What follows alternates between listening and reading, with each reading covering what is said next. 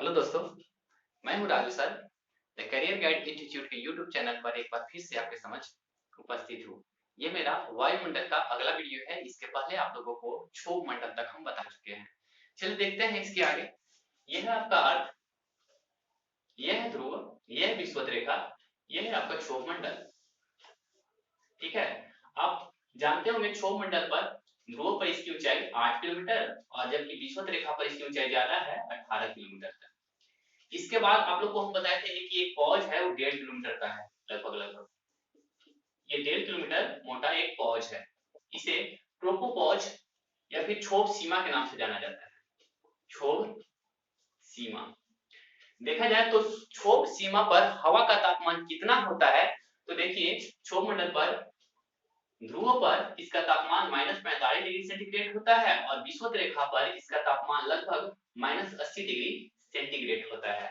और इसी क्षोभ सीमा के बाद हमारा संताप मंडल शुरू होता है। अब संताप मंडल कितना किलोमीटर तक, तो ये 50 किलोमीटर तक जाता है। 50 किलोमीटर तक, 50 किलोमीटर। इस मंडल में देखा जाए इसकी खासियत ये है कि यहाँ हवा बिल्कुल शांत रहता है, शांत हवा,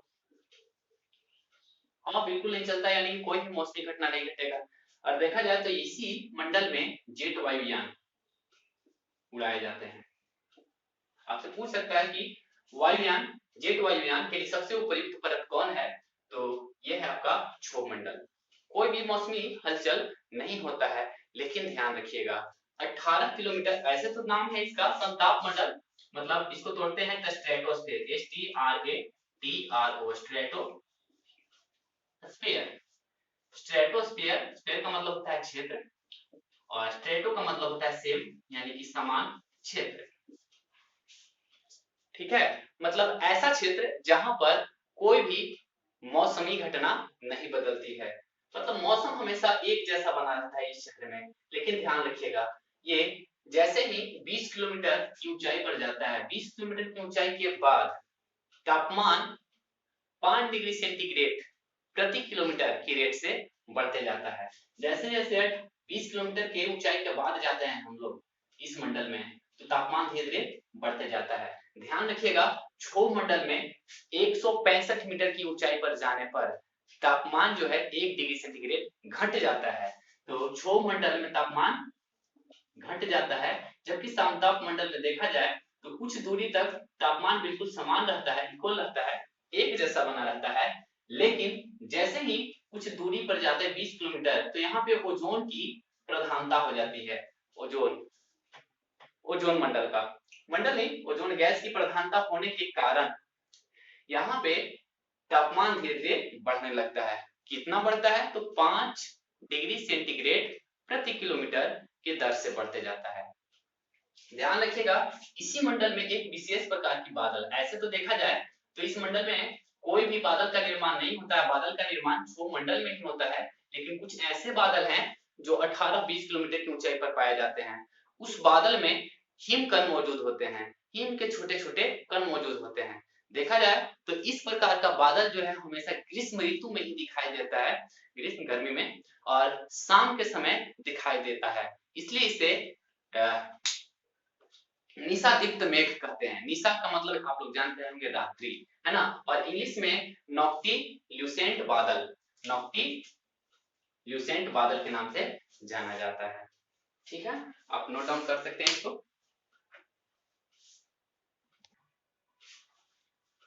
अगला है आपका ओजोन मंडल। एक्चुअली ये अलग मंडल नहीं है, संताप मंडल का ही हिस्सा है। ठीक है, ये है आपका O3। O3 देखिए, इसका संरचना अगर देखें तो 3 ऑक्सीजन एक दूसरे के साथ इस तरह से जुटे होते हैं। यह है ऑक्सीजन, ठीक है, ऑक्सीजन, 3 ऑक्सीजन एक दूसरे के साथ इस तरीके से जुड़े होते हैं। यह है आपका ओजोन। देखा जाए तो इसका विस्तार कहां से कहां तक सबसे अधिक है, तो इसका विस्तार देखा जाए तो ऐसे तो समताप मंडल से ही इसका शुरुआत हो जाता है, लेकिन सर्वाधिक विस्तार अगर पूछे तो 35 से लेकर 50 किलोमीटर। तो 35 से लेकर 50 के बीच में इसकी देखा जाए तो अधिकता काफी हो जाती है। ऐसे देखा जाए तो 20 किलोमीटर की ऊंचाई के बाद प्रत्येक किलोमीटर ऊपर जाने पर तापमान 5 डिग्री सेंटीग्रेड बढ़ता है। तो इसका मतलब यह हुआ कि ये लगभग 20 के आसपास से ओजोन मिलना शुरू हो जाता है, लेकिन यहाँ पे इसकी सघनता कम होती है। जैसे जैसे ऊपर जाते हैं लगभग 35 से 50 के बीच इसकी सघनता अधिक होती है, और यहाँ पर देखा जाए तो ओजोन पर्याप्त मात्रा में मिलता है इस क्षेत्र में 35 से 50 के बीच में।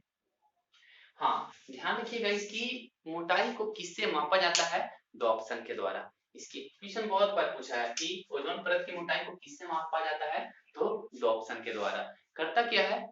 ये सूर्य से आने वाली पराबैंगनी किरणों को अवशोषित करके रखता है, अवशोषित कर लेता है। अवशोषित करने के कारण इस मंडल का तापमान धीरे-धीरे बढ़ने लगता है। तो तापमान बढ़ने के पीछे केवल एक ही रीजन है, ओजोन।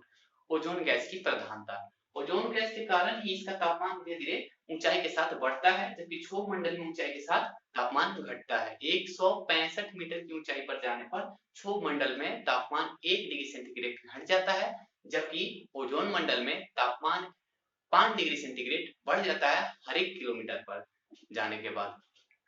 ठीक है, तो अब दिन प्रतिदिन इस ओजोन लेयर में छेद होते जा रहा है, मतलब यहाँ का ओजोन जो है धीरे धीरे नष्ट होते जा रहा है अंटार्कटिका के पास। देखा जाए तो ये बहुत बार क्वेश्चन पूछा गया कि कहां पर बहुत बड़ा छेद हो गया है, तो अंटार्कटिका के पास। ठीक है, तो रीजन क्या है? तो दो चीज, एक CFC और एक नाइट्रस ऑक्साइड। CFC कहां से निकलता है? CFC chlorofluorocarbon. ये क्लोरोफ्लोरोकार्बन कहां कहां से निकलता है? तो ये सभी आप देख लीजिएगा यंत्र जिससे ठंडा होता है, मतलब आप देख लीजिए एसी, फ्रिज, और तीसरा आपका हो गया जेरोक्स मशीन। जेरोक्स मशीन से भी क्लोरोफ्लोरोकार्बन CFC गैस निकलता है।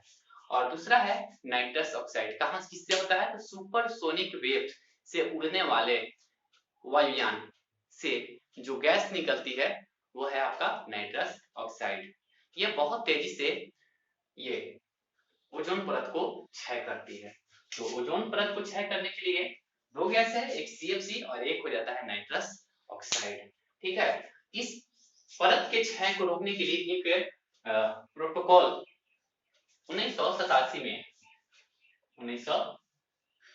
में कनाडा में हुआ।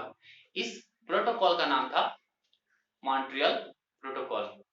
क्वेश्चन बहुत बार पूछा है, मॉन्ट्रियल प्रोटोकॉल किससे संबंधित है? तो ओजोन परत की क्षय को रोकने से संबंधित है।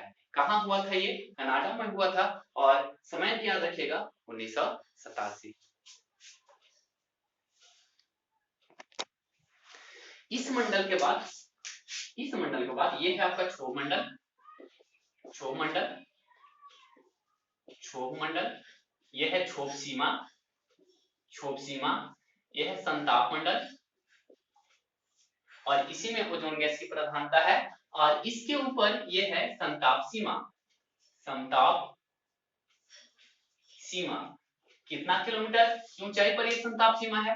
तो लगभग 50 किलोमीटर की ऊंचाई पर ये संताप सीमा है। यहाँ पर तापमान बढ़ने की क्रिया लगभग नगण्य हो जाती है। मतलब यहाँ पर हम देख रहे थे कि प्रत्येक किलोमीटर ऊंचाई यानी 1 किलोमीटर ऊंचा जाने के बाद तापमान 5 डिग्री सेंटीग्रेड बढ़ रहा था, लेकिन संताप सीमा पर आने के बाद ये पॉज हो जाता है कुछ देर समय के लिए। इसे ध्यान रखिएगा, इंग्लिश में स्ट्रेटो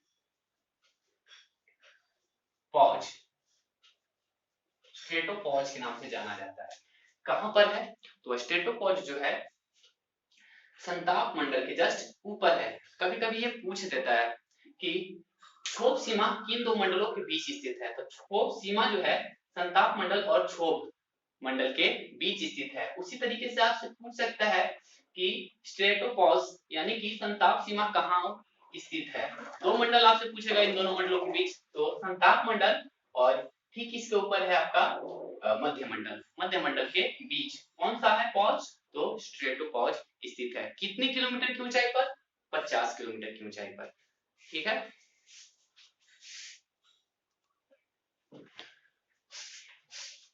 संताप सीमा के ऊपर मध्य मंडल यानी कि मेसोस्फीयर है। तो सबसे पहले पूरा देख लेते हैं। यह है आपका अर्थ, पृथ्वी, यह विषुवत रेखा, यह है ध्रुव के ऊपर 8 से 18 किलोमीटर तक क्षोभ मंडल, इसके ऊपर एक पॉज है, ट्रोपोपॉज, ये पॉज है, इस पॉज का नाम है ट्रोपोपॉज। इसके ऊपर 50 किलोमीटर तक समताप मंडल है, ये समताप मंडल है, स्ट्रेटोस्फेयर, ठीक है। और इसके जस्ट ऊपर एक पॉज है जिसे स्ट्रेटोपॉज के नाम से जाना जाता है। तापमान बढ़ने की क्रिया यहाँ पे नगण्य हो जाती है, ठीक है। इसके बाद देखिए, ध्यान रखिएगा, यहाँ पे तापमान ऊंचाई के साथ घटता है, तापमान घटता है। संताप मंडल में 20 किलोमीटर के बाद जैसे जैसे हम लोग ऊपर जाते हैं 5 डिग्री सेंटीग्रेड के हिसाब से बढ़ता है। इसके बाद है पॉज आ जाता है, ये पॉज स्ट्रेटोपॉज के नाम से जाना जाता है। इस पॉज के बाद तापमान ऊंचाई के साथ घटते जाता है। ये मेसोपॉज कितना किलोमीटर तक है, तो मेसोपॉज आपका 80 किलोमीटर तक है। ये अर्थ है जमीन से कितना, 80 किलोमीटर तक की ऊंचाई तक आपका मेसोपॉज है। अब इसकी विशेषता क्या है, इसकी विशेषता ये है कि यहाँ पे कोई भी उल्का पिंड आता है जलकर नष्ट हो जाता है।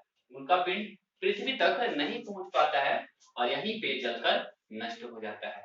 तापमान कितना होता है, क्योंकि ऊंचाई जैसे जैसे ऊंचाई बढ़ते जा रहा है वैसे वैसे देखा जाए तो तापमान जो है कम हो रहा है। कितना कम होगा और औसत तापमान कितना, औसत तापमान देखा जाए तो -80 डिग्री सेंटीग्रेड, औसत तापमान -80 डिग्री सेंटीग्रेड। अब देखा जाए तो सबसे कम कितना तापमान होगा, तो सबसे कम तापमान 80 किलोमीटर की ऊंचाई तक मिलता है। कितना होता है, -100 डिग्री सेंटीग्रेड। सोचिए, हमारे पृथ्वी के ऊपर यानी कि वायुमंडल में 80 किलोमीटर की ऊंचाई पर तापमान -100 डिग्री सेंटीग्रेड हो जाता है, ठीक है।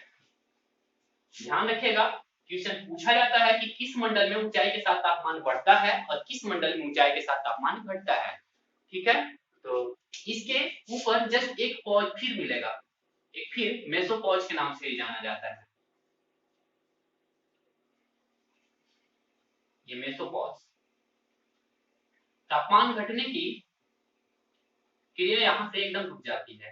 क्वेश्चन पूछ सकता है कि मेसोपॉज कहाँ पाया जाता है, तो मेसोपॉज जो है मेसोस्फीयर के जस्ट ऊपर पाया जाता है 80 किलोमीटर की ऊंचाई पर। और तापमान बढ़ने की क्रिया यहाँ पे तापमान घटने की क्रिया यहाँ पे रुक जाती है, ठीक है। अब इस पॉज के ऊपर हम लोग देखते हैं आयनोस्फीयर, यह है आपका आयनोस्फीयर, ठीक है। पहले नोट डाउन कर लीजिए।